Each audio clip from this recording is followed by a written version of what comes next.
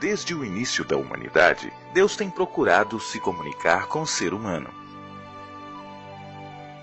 Com o aumento da corrupção, o homem foi se afastando de Deus, e ele precisou utilizar pessoas escolhidas, chamadas profetas, que deveriam ser testemunhas de Cristo. No período do Novo Testamento, Deus continuou utilizando profetas na igreja cristã para que seu povo espalhasse a mensagem da ressurreição e da segunda vinda de Jesus ao mundo.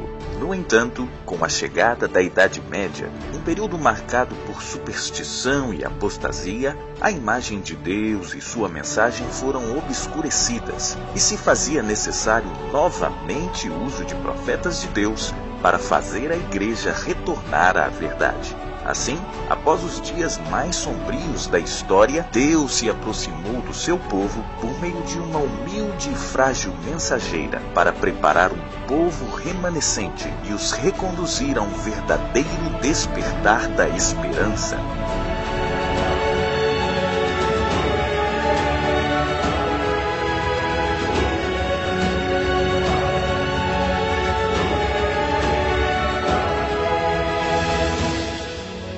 No século XVII, um grupo de protestantes, fugindo da perseguição religiosa na Europa, encontrou refúgio e liberdade na América.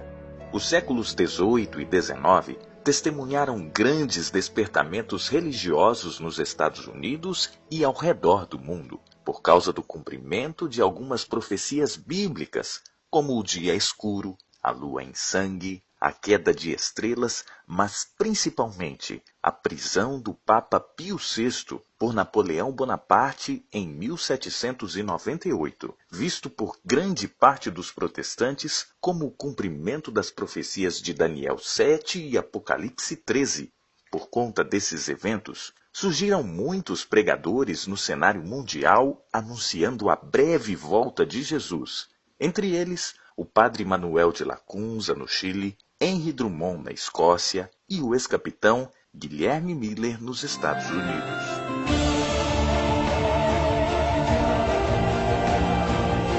Mas quem foi aquela jovem frágil usada por Deus? Vamos acompanhar os anos iniciais da vida dela. Ela nasceu nesse período de grandes despertamentos na cidade de Goham, em 26 de novembro de 1827. Chamada Ellen Gould Armon, filha de Eunice e Robert Armon, que possuíam ao todo 8 filhos, e as mais novas eram as gêmeas Ellen e Elizabeth.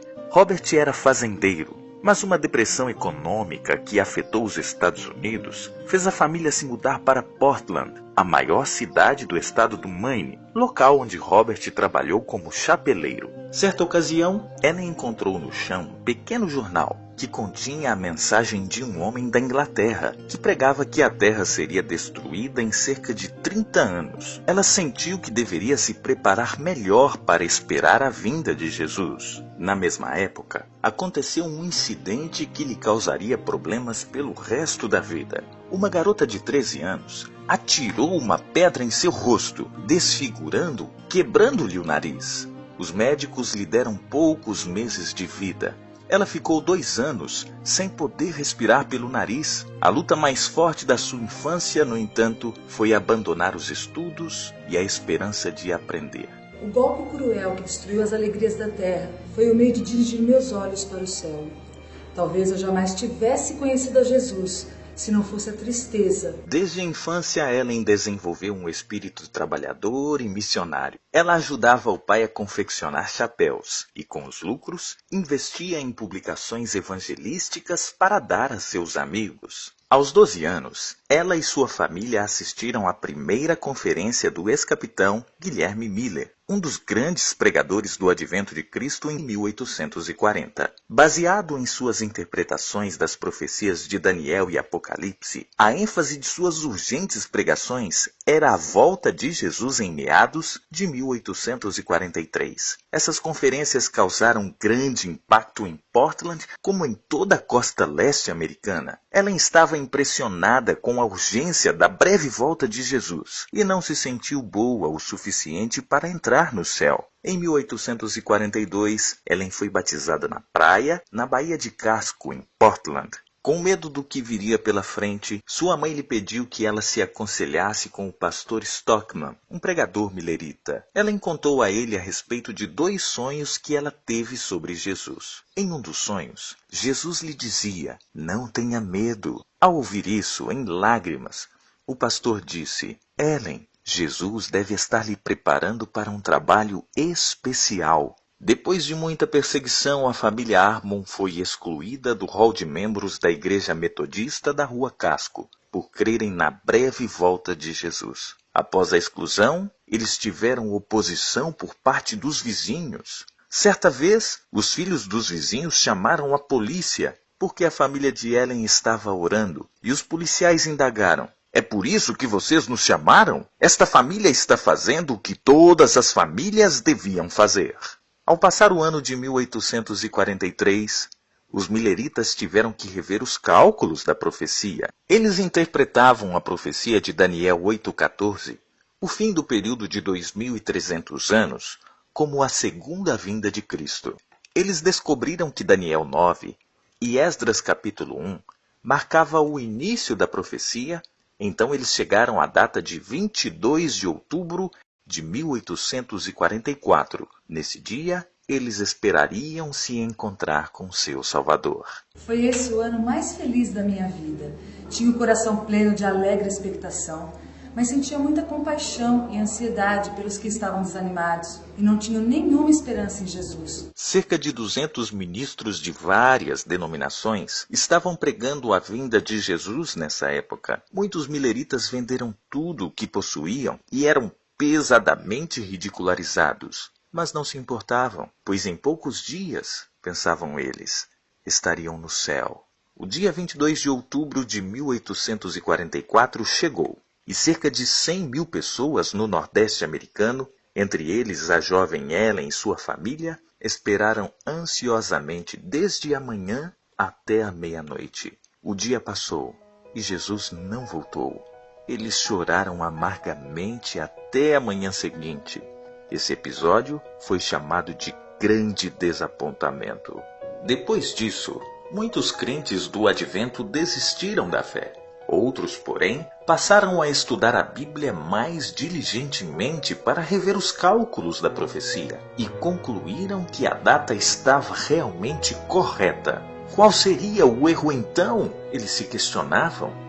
Na manhã triste de 23 de outubro de 1844, um milerita convicto, chamado Hiram Edson, ao orar fervorosamente, recebeu um vislumbre de Cristo e sua obra no céu. Jesus passara para o lugar santíssimo no céu para iniciar a purificação do santuário, como ocorria no santuário do Antigo Testamento. Essa era a última fase de sua obra antes de seu retorno. Os mileritas focaram suas atenções no tema do santuário. A esperança ressurgiu quando eles perceberam que algo grandioso havia realmente acontecido no céu.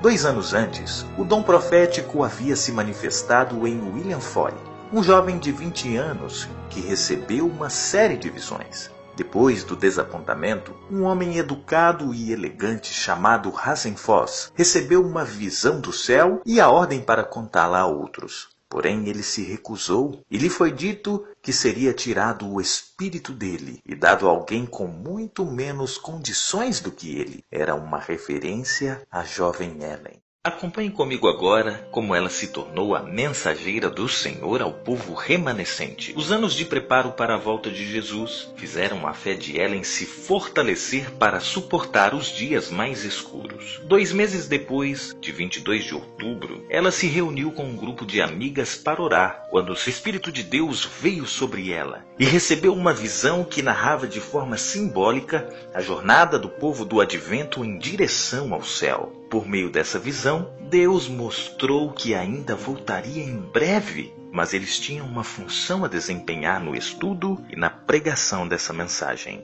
Com muita dificuldade e timidez, Ellen passou a contar aos outros a sua visão. Logo na primeira reunião, os mileritas de Portland reconheceram isso como uma luz de Deus.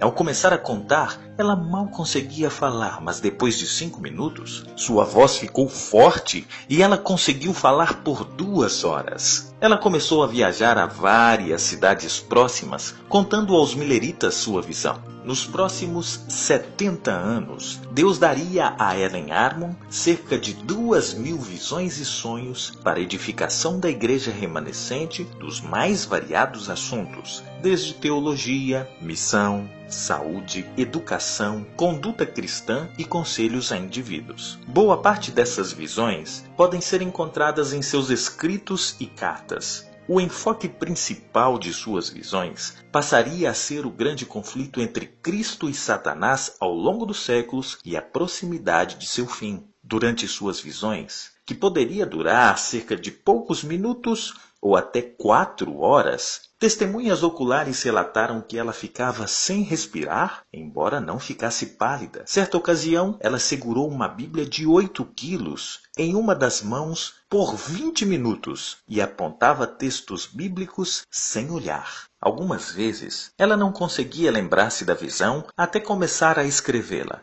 Durante algumas de suas visões, um anjo sempre a acompanhava, o qual ela chamava de anjo assistente. As suas visões mais memoráveis para ela foram as que viu a beleza de Jesus, as maravilhas do céu e de outros mundos. Em uma viagem à cidade de Orrington, ela conheceu um jovem pregador millerita chamado Tiago White. A partir de então, seus caminhos passaram a cruzar-se cada vez mais, surgindo aos poucos uma sincera afeição. Ellen e Tiago buscaram a confirmação de Deus em oração. Então, 1 ano e alguns meses depois, se casaram no civil, já que nessa época não pertenciam a uma denominação, a não ser a não organizada Causa Adventista. Algumas semanas depois, o jovem casal estudou o folheto do pastor José Bates, chamado O Sábado do Sétimo Dia, que apresentava evidências claras de que o dia do Senhor ainda era o sábado. 6 meses mais tarde, Ellen teve uma visão onde viu a lei de Deus no santuário celestial. Um brilho especial estava sobre o sábado, 4º mandamento da lei de Deus. Mas a vida de Ellen White não seria apenas de grandes e alegres momentos. Os primeiros anos de casamento foram marcados por pobreza e angústia. Ao nascer o primeiro filho deles, Henry Nichols, eles se mudaram para a casa da família Holland, que amavelmente lhe cedeu parte da residência por 6 meses. Nessa época, seus móveis eram emprestados, e Tiago dividia seu tempo pregando e trabalhando arduamente como carregador de carvão, lenhador e cortador de feno por poucos centavos ao dia. Em várias ocasiões, ele fez economias por dias, a fim de se encontrarem com outros guardadores do sábado. Em meio ao desânimo, Deus revelou a Ellen em visão que ele estava moldando-lhes o caráter para o serviço na salvação de outras pessoas, pois se o lar fosse um lugar muito aconchegante, eles não teriam o desejo de se aventurar atrás dos perdidos. No ano de 1848, Ellen recebeu uma importante visão. Foi dito a ela que seu esposo deveria começar a escrever e imprimir um pequeno panfleto contendo as verdades bíblicas. Seria um começo humilde, mas essa iniciativa um dia circundaria o mundo inteiro. Tiago começou a escrever o folheto A Verdade Presente. Eles gastaram suas economias para poder imprimir o primeiro milheiro, mas com o tempo, a ajuda começou a surgir de várias pessoas. Não demorou para que conseguissem comprar um pequeno prelo e alugassem uma casa em Rochester, Nova York, para a editora que mais tarde passaria a chamar-se Review and Herald. Embora Ellen fosse uma conhecida figura pública, quem a conhecia melhor sabia que era uma mãe cristã coerente, que mantinha um lindo relacionamento com o esposo e com os filhos. Tiago dizia que Ellen era sua coroa de glória. Ellen, por sua vez, era muito amorosa. Ela disse que Tiago era o melhor homem que já usou sapatos de couro. Um dia Ellen escreveu a seu esposo: Lamento haver dito ou escrito algo que o magoou. Perdoe-me e serei cautelosa em não iniciar nenhum assunto que o aborreça ou aflija. Em qualquer ocasião em que meus sentimentos se exaltem, errei. Tivesse eu seguido a meu Salvador mais de perto, não teria que lastimar tanto minha dessemelhança com sua querida imagem. Quando ela tinha 20 anos, nasceu seu segundo filho, James Edison. 5 anos depois veio o terceiro filho, William Clarence. Aos 33 anos, nasceu o quarto filho, John Herbert. Infelizmente faleceu aos 3 meses de idade, vítima de uma doença infecciosa. 3 anos depois, outra tragédia atingiu a família. O filho mais velho, Henry Nichols, com apenas 16 anos de idade, contraiu pneumonia. Pressentindo a morte, ele pediu a seus pais que fosse sepultado junto ao falecido irmãozinho para estarem juntos no dia da ressurreição. Depois de confortar seus pais e amigos com sua esperança, umas de suas últimas palavras foram: "Mãe, eu encontrarei a senhora no céu, na manhã da ressurreição." No ano de 1855, o casal White recebeu o convite dos irmãos de Michigan para morar na cidade de Battle Creek. Ali eles tiveram sua primeira casa própria. A editora, que já havia se mudado para a cidade, teve a oportunidade de se expandir e conseguir um prelo maior. Muitas pequenas igrejas começaram a ser construídas na cidade. Nesses primeiros anos, a base de operações dos guardadores do sábado era a casa dos White e a editora. As publicações uniam e davam estrutura ao pequeno grupo de adventistas. Os 9 anos em que a família White viveu em Battle Creek foram marcados por muitas viagens ao longo do país. Havia empenho para o avanço da causa. Quando não estavam viajando, Ellen encontrava-se tricotando, fazendo visitas ou escrevendo livros. Desde 1851, quando ela escreveu o seu primeiro livro narrando suas primeiras visões, até sua morte, Ellen teria publicado 24 livros, enquanto mais outro estava sendo editado. Também produziu milhares de artigos e cartas, totalizando cerca de 100.000 páginas escritas que mais tarde comporiam mais 100 compilações. Seus escritos, tal como suas visões, abordavam os mais diversos assuntos, desde teologia, conselhos para a vida cristã, saúde, educação, entre muitos outros. O livro intitulado O Desejado de Todas as Nações, de 1898, que conta a história de Jesus, era o favorito dela. Na mesma série denominada Conflito, formada por 5 volumes, encontra-se o famoso livro Grande Conflito, que conta a luta entre o bem